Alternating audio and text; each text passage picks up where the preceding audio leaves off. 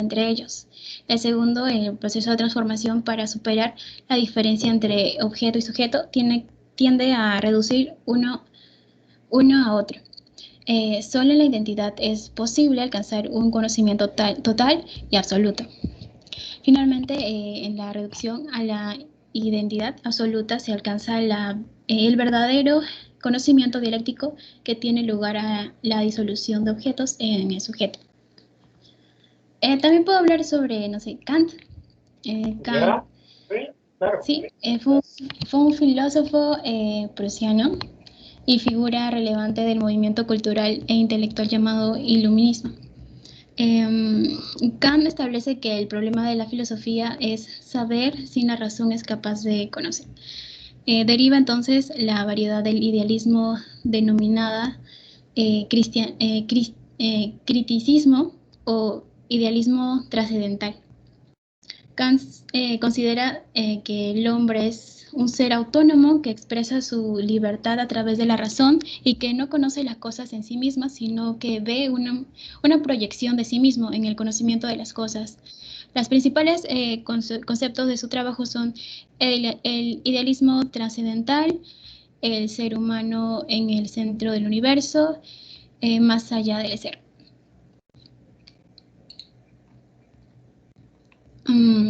Ya, profesor. ¿De alguien más? Ya, Vanessa. Ya. Gracias.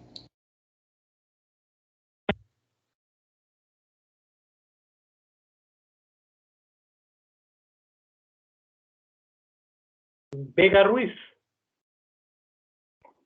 Sí, profesor, un momento.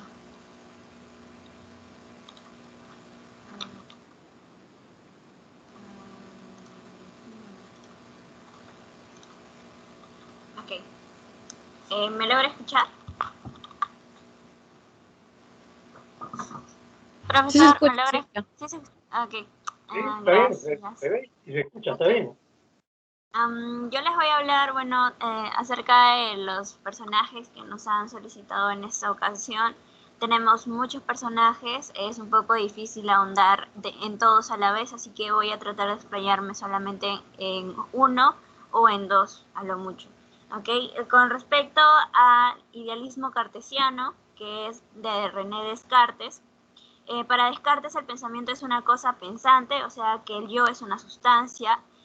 Lo que a él le interesaba era el pensamiento mismo, no el contenido, que podía ser falso, porque solo se puede estar seguro, sin ninguna duda, de que se está pensando. Esa es básicamente la idea de René Descartes. Por lo tanto, para Descartes existe el pensamiento y existe el yo pensante, porque es lo único verdadero. Él por eso nos decía, por ejemplo, que de lo único que estás seguro es que estás pensando. Y si a lo que piensa, puedes estar seguro de que eso es real, porque está pensando, ¿no? Básicamente eso es con respecto al idealismo cartesiano. El idealismo de Hegel es un idealismo absoluto. Hegel descubre que la verdad tan anhelada por los filósofos es histórica y cada periodo solo puede conocer una verdad parcial. La historia de la filosofía es la historia de la búsqueda de la verdad. El objeto de la filosofía es conocer la razón o idea que organiza la totalidad de la realidad. Todo lo real es racional, nos dice. Todas las cosas tienen su razón de ser, ¿no? Todo lo racional es real. Tal razón puede ser conocida, algún día el ser humano podrá hacerse en la totalidad de esa razón. Entonces, superando las insuficiencias de los sistemas filosóficos anteriores, pero apoyándose en ellos, Hegel construye un sistema que recoge la totalidad de lo real en una idea primera que se despliega dialécticamente como realidad natural o histórica, que es el idealismo absoluto. Entonces voy a basarme en algo solamente para puntualizar. Para Hegel el mundo tiene una belleza descarnada, metafísica y abstracta, la belleza de la razón, la fría lógica de la razón. No, la belleza del mundo y de la historia se pone de manifiesto en el mecanismo lógico conceptual que funciona a la perfección. El interés de Hegel está centrado en las cosas que existen, que tienen una razón, que se pueden comprender o que tienen un espíritu. Para Immanuel Kant, ahora nos vamos a ir a Immanuel Kant, El idealismo trascendental es una corriente ontológica propuesta por el filósofo Immanuel Kant, quien estoy hablando, en el siglo XVIII. La filosofía kantiana pretende conciliar y superar las dos corrientes anteriores. El idealismo trascendental kantiano estudia la perspectiva metafísica de la filosofía trascendental. Entonces, algunos datos sobre Immanuel Kant es que nació y vivió siempre en Königsberg, en cuya universidad fue profesor, pensador riguroso, llevó a cabo una revolución copernicana en el conocimiento, recibió la influencia del racionalismo dogmático de Leibniz y Goethe, empirismo de Locke y Hume y política pedagógica de Rousseau. En sus tres obras más importantes culmina el subjetivismo moderno, crítica de la razón pura, crítica de la razón práctica y crítica del juicio. Ahora, para finalizar sobre San Agustín, el idealismo es de San Agustín. El verdadero hombre es aquel que se aleja del mundo material y trasciende al mundo espiritual o ideal. Sostiene que la trascendencia del hombre es producto de la gracia divina. Expone, al igual que Platón, que los objetivos materiales son formados en conformidad con las formas o ideas inmutables. Las ideas son inseparables de Dios. Entonces, San Agustín es un teólogo latino, hijo de un pagano Patricio y de una cristiana Mónica. San Agustín inició su formación en una ciudad natal y estudió retórica ya cuando era un poco más maduro.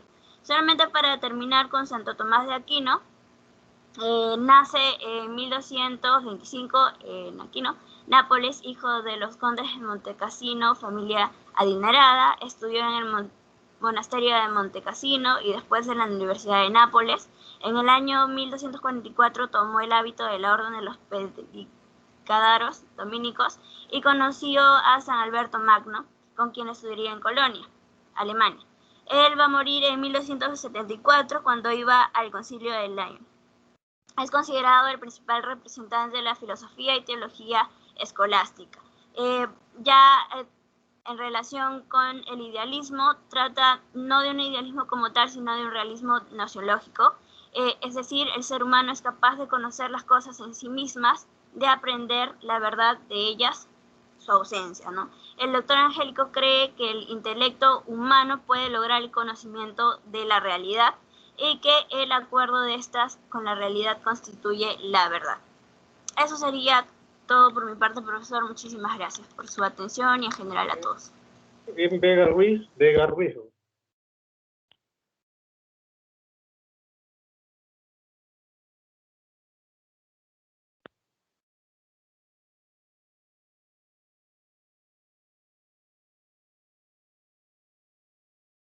Ángeles Rosales. Sí, profesor, buenas tardes.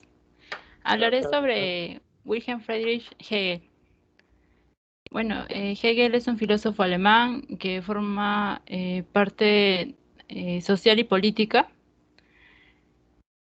Hegel ha sido influido por tres grandes movimientos: por el idealismo de Kant, por su lógica de tesis, antítesis y síntesis, y también por la lógica, la filosofía de la naturaleza y la filosofía del espíritu. Bueno, Hegel recibe el nombre de idealismo absoluto y se caracteriza por una reflexión sobre la realidad. El nombre de absoluto lo entendía como una idea de la naturaleza y del espíritu, que se desarrolla en el tiempo de un proceso llamado dialéctico.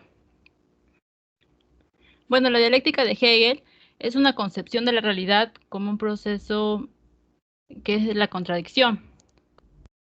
Consta en tres momentos, como lo dije, es tesis, antítesis y síntesis. La tesis es la afirmación, la antítesis es la negación, la síntesis la superación, que hacen que todo se encuentre en movimiento y en el devenir. La dialéctica como método consiste en poder descubrir y seguir racionalmente el movimiento de la idea. Bueno, es una nueva lógica que está basada en el principio de la contradicción, que busca establecer y consolidar la contradicción y permite que la filosofía se convierta en un sistema.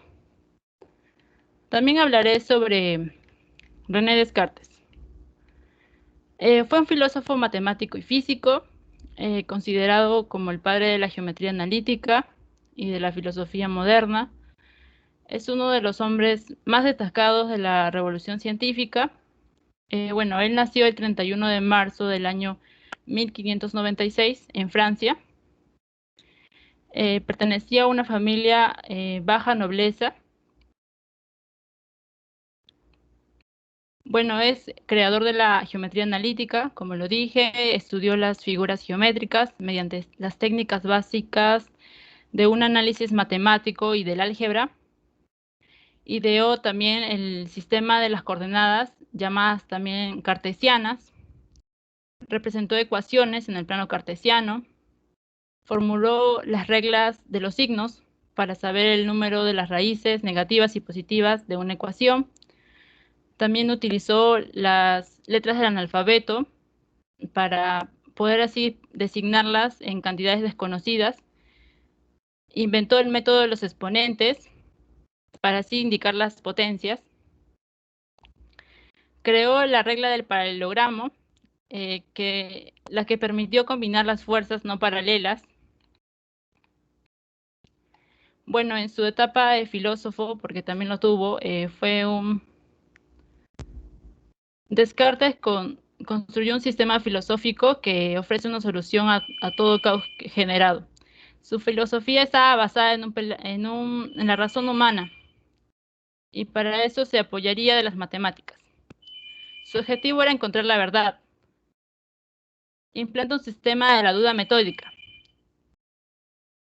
Así deja de conseguir los sentidos y la razón por parte de un hecho, el cogito ergo sum, pienso luego existo. También acepta la verdad como aquello que se presenta como una idea clara y distinta. También hablaré sobre Platón. Platón nació en Atenas, en una familia aristocrática. Se centró en lo político y lo cultural. Bueno, como sabemos, Platón fue discípulo de Sócrates. También fundó la academia, porque la academia era un centro de formación para jóvenes. Formaban las matemáticas, la música, la astronomía, todo conocimiento. La teoría de las ideas de Platón eran que las ideas eran esencias. Las ideas que eran identidades que poseen la existencia real e independiente. El mundo visible y el mundo inteligible. El mundo visible era el de las cosas y el mundo inteligible el de las ideas. Bueno, el mundo de las cosas era un mundo fugaz, denominado un cambio. Las cosas carecían de consistencia y el mundo de las ideas eran únicas, inmutables, eternas. Y eso es todo, profesor. ¿Tu apellido es? Ángeles Rosales. Ángeles Rosales, Sí, Alexandra. profesor. Sí.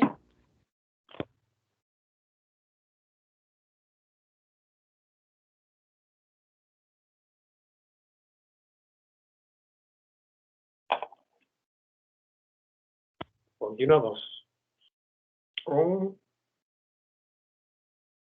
Ramos Guamaní.